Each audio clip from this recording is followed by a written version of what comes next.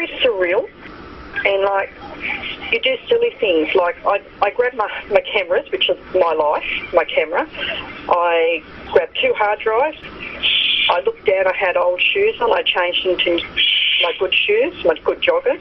Just silly things like that cross your mind, but it was just surreal.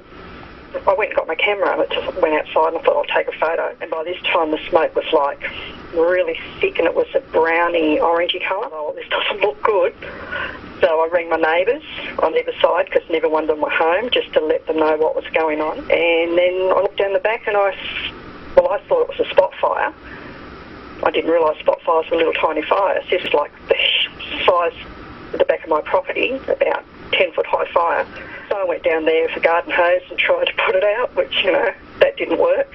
It just did get worse. I did a few things. I started getting stuff together just in case I had to leave, and went back out the back and the fire was gotten worse, and went up to the veranda to hose it down again, the deck, but the trees right next door were on fire. And I thought, oh, you know, this is time for me to go. Drove up to the top of the drive, realised I'd forgotten my iPad. So I really needed that. That was keep me up to date with what was happening, because I had that Fire Near Me app and then user on my like page, Facebook, so I was checking things out the whole time it was happening.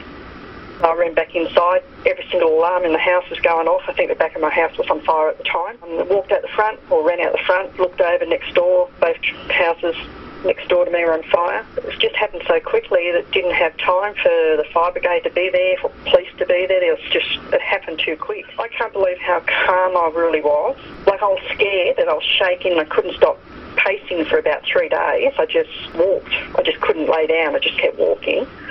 Nothing could have saved my house. Well, I just want to let you know that I think the firefighters were amazing. As I said, nothing they could have done to save our house.